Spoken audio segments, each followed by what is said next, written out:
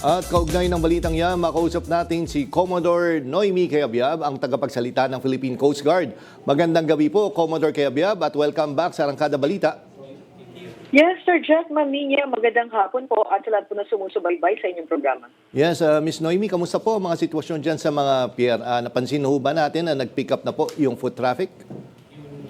Well, pagdating po sa monitoring po natin, Sir Jack, ay halos 840,000 na po ang naitala po natin ngayon.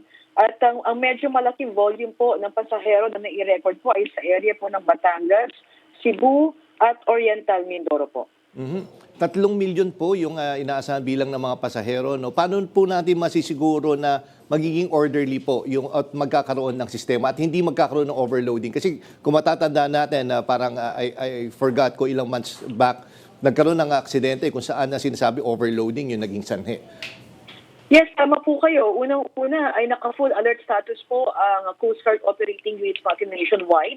So we will be deploying 17,000 PCG personnel nationwide po yan.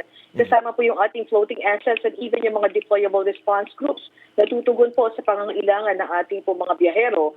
At pinaigting po ngayon ng Philippine Coast Guard ang pagkakandak po ng pre-departure inspection. Yan po yung nabanggit ninyo kayo na Sir Jack. Definitely, hindi na po tayo mag-aalaw ng anumang pasahero o anumang barko na magsasakay po ng pasahero na nagpas po sa kanyang kapasidad. Nag-activate po tayo ngayon, Sir Jack, na tinatawag po nating isumbong din ng Philippine Coast Guard. Ito po ay parte sa programa po natin, yung Intensified Community Assistance Awareness and Response and Enforcement Program na kung saan tayo po ay nagpakalat rin ng ating mga QR code sa lahat po ng barko, pantalan, and even yung mga terminals po na we are requesting po yung ating mga biyahero na maging vigilant at i-report po kaagad sa Philippine Coast Guard kung meron po silang nakikita na mga bagay that would compromise the safety of their trips po. Kasama po dyan yung kung sa tingin po nila ay sobra ang pasahero na kasama po doon sa luna ng barko o ng motorboat, kung hindi po kasama yung mga pangalan sa manifesto at yung mga kahina-hinalang kargamento na sakay po netong barko. So ano ba bilang pasahero, ano yung mga dapat kong bantayan sa isang barko para makita ko, malito, kunyari yung life vest, saan ba dapat nakalagay yan?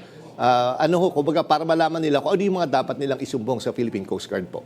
Well, unang-una po, Sir Jack, itong number po ng pasahero, kung ito po sa tingin ko nila ay sobra, meron pong mga nakahiga o nakaupo sa mga hindi otorisadong, example, yung mga banks o mga higaan, so posible pong overhead yan. Pangalawa, supposedly, parang sa aeroplano po yan, Sir Jack, na before po umalis itong mga barko, ay magkakaroon po yan ng safety briefing. Ituturo po kung saan yung lokasyon ng life jacket, yung paraan po ng pagsuot ng life jacket. So kasama po yan sa briefing po natin. And then, yung condition din po ng barko kasi based nga po sa mga previous incidents po natin, may napapansin po ang pasahero na parang tagilid. So pwede pong i-report yan sa Philippine Coast Guard kung hindi po nila nakikita yung mga reflectorized emergency direction signage. So isa rin po yan sa pwede pong i-report po sa atin. So lahat po ng kahina-hinala o sa tingin po nila na magpo-compromise po ng safety ng travel po nila ay i-report po natin kaagad sa Philippine Coast Guard. Again, I always mention this, Sir Jack, na pagdating po sa maritime safety, we are requesting the cooperation not only the shipping company, kasama rin po ang mga pasahero. And Commodore Cayabyab, meron ho ba kayong nabalita? Kasi may mga nakarating sinasabi na baka kapusin. Kasi sa buses, medyo baka kapusin daw ng supply ng buses dahil nga sa taas ng presyo ng produktong petrolyo. Sa mga barko po ba, may ganung problema din tayong nakikita o wala naman po so far? As we speak, Sir Jack, wala pa naman po ngayon. So nagkakaroon naman po tayo ng coordination araw-araw kasama po yung PPN Marina. At nagbigay na rin naman po ng direktiba ang ating Pangulo kasama po ang DOTR Secretary Giovanni Lopez na nakahanda po ang Philippine Coast Guard sa pamamagitan po ng paglalagay ng barko, particularly sa area po ng Batangas, na mag-conduct po ng libreng sakay in case po na magkakaroon po tayo or meron tayong matatanggap na information na stranded na mga pasahero, particularly po sa area ng Calapan at Marinduque. Okay, huli na lang po. Ano po paalala nyo sa mga pasahero na pupunta sa mga pantalan ngayon? At ano yung mga bawal para hindi na po nila dalhin at magkaroon pa ng delay? Yes, Sir Jack, ang ating pong reminder sa ating pong mga biyahero, unang-una ay bumili po ng maaga ng ticket at pumunta rin po ng maaga sa Pantalan. We advise them, particularly yung sa malalaking ports po, na at least 2 to 3 hours po before their scheduled departure. And then, wag po tayo magdadala ng mga prohibited items, katulad po ng mga flammable and explosives, because definitely ibigay po yun ng antala sa ating po mga biyahe.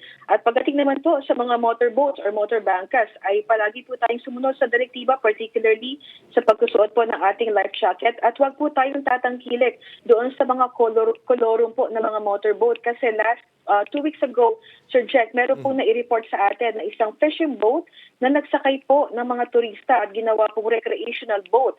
Itong fishing boat na to for island hopping. Again, pag ito po ay kolorum, hindi po ito equipped ng mga enough numbers ng life-saving equipment or even yung mga life jackets po natin.